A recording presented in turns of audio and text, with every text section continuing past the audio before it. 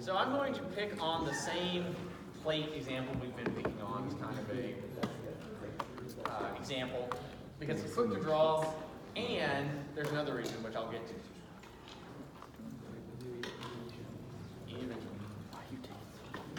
Can you already make one?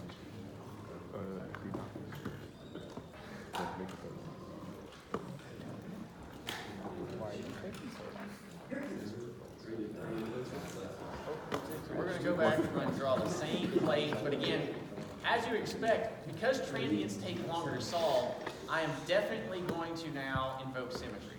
So instead of our 100 by 100 plate, we're going 50 by 100.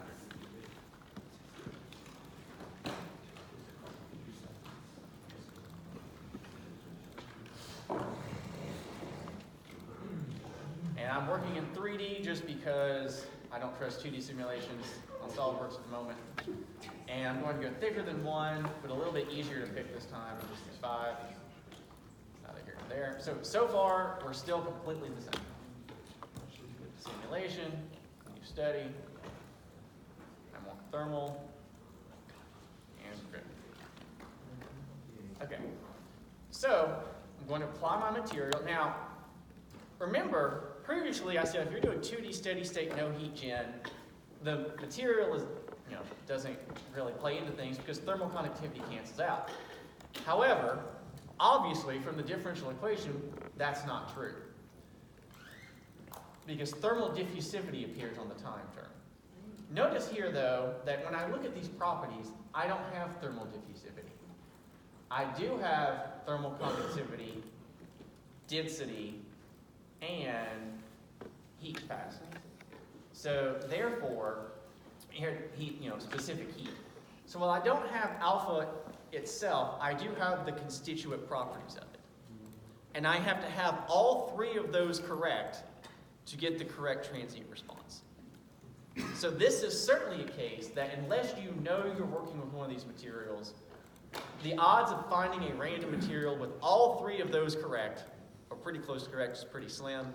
And you probably want to make a custom material if you know those properties, or if you're trying to hit a target alpha. So I'm just going to pick alloy steel. Good to go. Okay. Thermal loads. If I just do a thermal load, right, I've got the same boundary conditions here. So I'm going to pick my two 25 faces as before. It's fine. And I'm going to swing around here and apply a temperature load of 100 to the other face. And of course, I don't do anything to the fourth edge because that's my symmetry plane. And it is what it is. Now,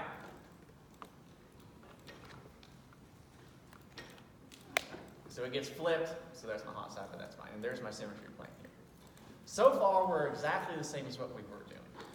But if I go and I look back at one of these, you'll notice that it says I can apply a temperature, and there is an initial temperature option, but it's grayed out. The reason is because SolidWorks assumes you want a steady state simulation. We did not specify steady state last time, but steady state is the default. So I have to explicitly right-click and edit the properties of my simulation and say, nope, I do not want steady state. We're going to be doing a transient. And so now once I go back to my temperature options, that initial temperature option is now active for selection. And what tab did you click on to open that up? So I actually right-clicked on the study Oh, okay. and went properties, and I'm changing a property of the simulation itself. Now, just as, it doesn't have number of time steps. It has the total time of the simulation and the time increment. And so hopefully you junior engineering majors can tell me that if I do 1 second at 0.1 second time increments, this basically is equivalent to 10 time steps, right? I can also, if I have, for example, initial temperatures from a different thermal study, I can import those, right? So not only can I handle complex boundary conditions, I can handle complex initial conditions as well. In this case, I'm going to keep it simple, and I'm going to naively say I have no idea what total time to time increments we use. I'm just going to roll with SolidWorks defaults. And now, if I tried to run it, it would give me an error because it has no starting temperature. So I'm going to select the part. This is going to be kind of like when we were trying to add a heat generation. I don't want to add it to the faces, I want it to add to the part itself. So then I say my initial temperature,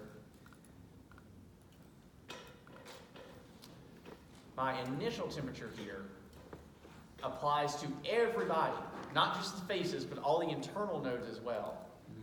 Everybody is going to start off at 25. So physically, this is like I've got this entire plate at 25, and then I put that one edge into contact with something at 100 C, or I spontaneously turn that one face onto 100, right? And so it does not necessarily have to equal the edge temperatures. I can make my initial temperature 0, so I just pulled this thing out of an ice bath. I'm giving it these edge temperatures. But for the sake of simplicity, we're just going to start everybody at 25, then all the nodes on that one face go to 100, and we see what happens from there. Yes? Did you make that third temperature the face or the extruded body? It is the extruded body. So everybody, including once I mesh it, the internal nodes, starts off at 25.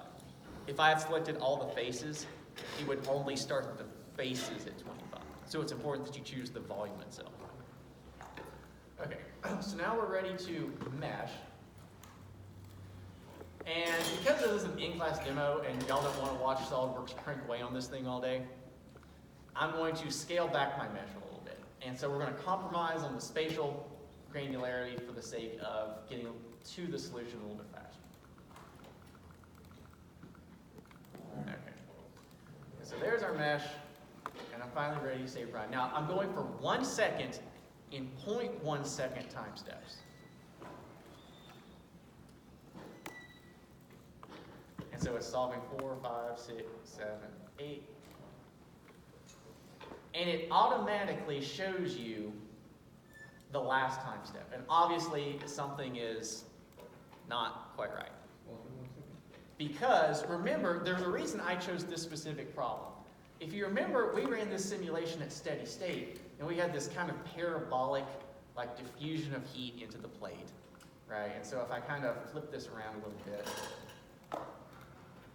and rotate it around, like so, you kind of remember this solution?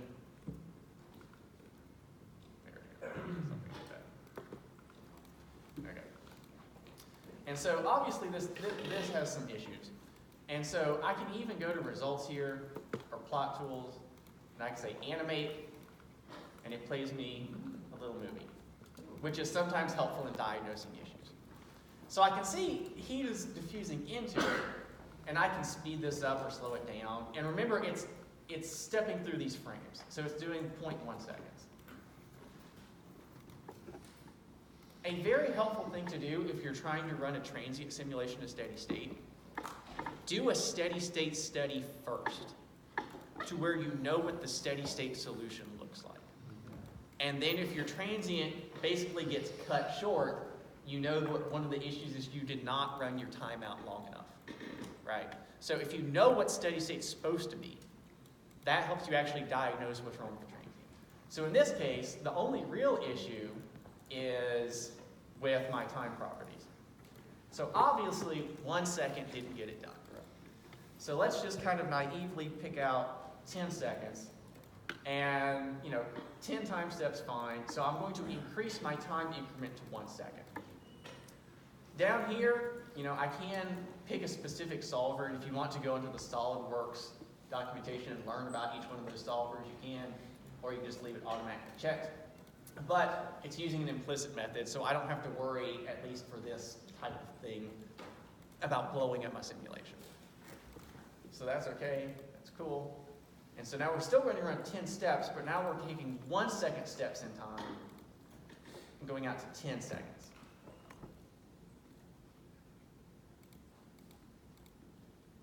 And it has to think for a second. All right. So now we're out in 10 seconds. And I've got that kind of spatial granularity here, and this is better. And so if I come and I animate this, and by the way, I can do all the same post-processing I want. So if I get tired of this being in, scientific notation of Kelvin, I can go change all that same post-processing stuff. And I animate. And so now, okay, we're getting better, right? I can speed it up, I can slow it down. I can also, for example, if I don't want to go the full 10 seconds, now this is not in time, this is in steps. So this would be, for example, starting at frame 1, ending at frame 10, taking, single frame steps. So you've got a lot of control also over the animation. And you can also come in here and do all the same post-processing. So I can still probe, I can still do section clipping, ISO clipping, but when I do animate, I also have the option, I can save it as a movie. So, come see your design time. If you want to embed, for example, this in a slide, you can. Or if you're trying to show a client, you can. Okay, but I'm still not where I want to go. So, come back. And so that's why some of these solutions are iterative. Now, because I've done this many times, I know what I want. It's actually 120 seconds, 3 seconds works pretty well for this. But of course now, I'm doing what amounts to 40 solutions. So if I had really cranked up the nodal count, or if I had not invoked symmetry, this is cranking away fine. It's, going to take 30 seconds or so. But you can easily see if this was an engine block, or if this is something of really non-negligible geometry. If I was trying to do a really long simulation, this could take a bit.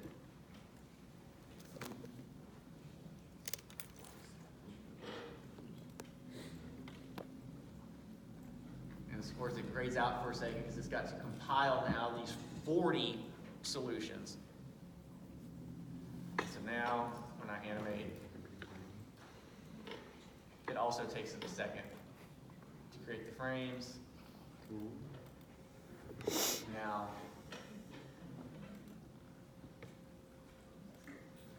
visually it passes kind of the steady state test, and my final frames are starting to look like what I know the steady state solution is. So that seems pretty good. Now, there's all sorts of things we can do now with this transient. Yes, it looks pretty, yes, the movie's cool. But you can also, for example, come in here and probe. And when I come down, one of the things I can do is look at the time response. And that is the temperature at that spot versus time. And so, for example, if your homework asks you how long it takes for a certain spot to hit a certain temperature, probably one of the best things you can do is just find that temperature. And if you notice on the bottom, it's tracing me. So I can say that, okay, if I wanted to know when this thing hits 320, it's going to happen in about 40 seconds. Right? For that specific point. Also, if I'm trying to figure out if I'm steady state or not, in all honesty, I'm not quite, right? If it was perfectly steady state, this thing would have plateaued out. So if you really want to know steady state, you can actually quantify it by looking at different points, and they will get to steady state at different times, and checking this. So if I picked a really boring point down here, right, and look at this time response, yeah, it's not very interesting. So technically it reaches steady state fairly quickly, whereas my first probe, and I've got both of these on here now, does. And I can take, and I can save that as an image. I can do all sorts of stuff as well. I can also save that data as an Excel file and go plot it on my own and do other analysis. You can do other things. For example, I can take these 2 points and say I want to designate special things, I can save them as a SolidWorks sensor and have them track. Or I can predefine a sensor from this, say add a sensor, tell it where I want it. I want simulation data. I want you to tell me about temperature. I want it to be in Celsius. And for example, in this setup, it would track what the maximum temperature in the model is versus time. So I don't have to pick a point. I can just say, regardless of where it is, tell me what the max temperature is. Now this would be extremely dull because the maximum temperature is that 100-degree face. So if I had this, all I would get would be, yep, max temp 100 all the way across the board. But especially if you've got, for example, internal heat generation, to where it's not intuitively obvious a priori what's happening. That'd be a great thing. You can track the model min, model average. You could even do the maximum min over select entity. So if I want to know the maximum temperature on a face or on an edge versus time, I can do that. And basically that sensor sits there and tracks it and spits it back out at the end simulation. So there's a lot of tools that are kind of applicable here, and all of this, again, you can export. So across all steps, you can pick for a specific time step. So if I want to, for example, do a new plot thermal, I can say I want to look at the temperature contours in Celsius, and I can tell it what step I want to look at, right? In seconds or in terms of what step. So if I want to look at this thing at 60 seconds, it goes to that specific slice in time. And I can do all my same post-processing there. So, doing is learning. There is one of these with the bracket problem, which means you can go open your thermal simulation and actually, as a start, really just switch it over from steady state to transient. You have to give it an initial temperature, right, because you didn't have one before, but your other thermal loads basically. And after that, it's really just post-processing. Questions? Y'all have a good weekend. Thanks.